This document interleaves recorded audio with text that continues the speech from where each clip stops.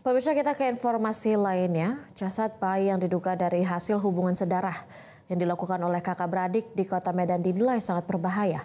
Mulai dari bayi lahir prematur, masalah pernafasan dan jantung hingga kematian pada bayi. Sebelumnya publik dikejutkan oleh jasad bayi yang dikirimkan via ojek online. Belakangan diketahui bahwa jasad bayi tersebut diduga hasil hubungan sedarah kakak beradik R dan NH. Keduanya pun telah ditangkap oleh kepolisian sebagai pihak yang melakukan pengiriman jasad bayi tersebut.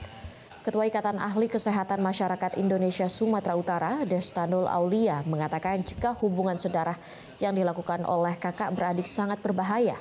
Selain beresiko mengalami gangguan kelainan darah, pernapasan dan jantung, bayi hasil hubungan sedarah akan lahir prematur dan kemungkinan mengalami kematian. Untuk mencegah terjadinya hubungan sedarah harus dimulai dari keluarga dan sekolah dengan mulai mengajarkan kepada anak-anak mengenai pendidikan seksual dan reproduksi.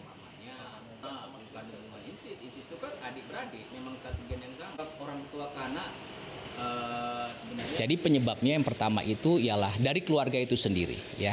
Jadi kita di keluarga itu harus memunculkan rasa aman.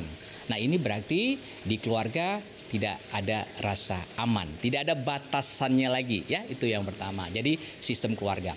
Nah, yang kedua bisa kita sebabkan dari soal geografis, ya. Artinya bisa terjadi di mana di daerah-daerah yang terisolir, artinya dia tinggal dengan keluarganya dan jauh dari masyarakat sehingga akses sosialnya agak. Jelajahi cara baru mendapatkan informasi. Download Metro TV Extend sekarang.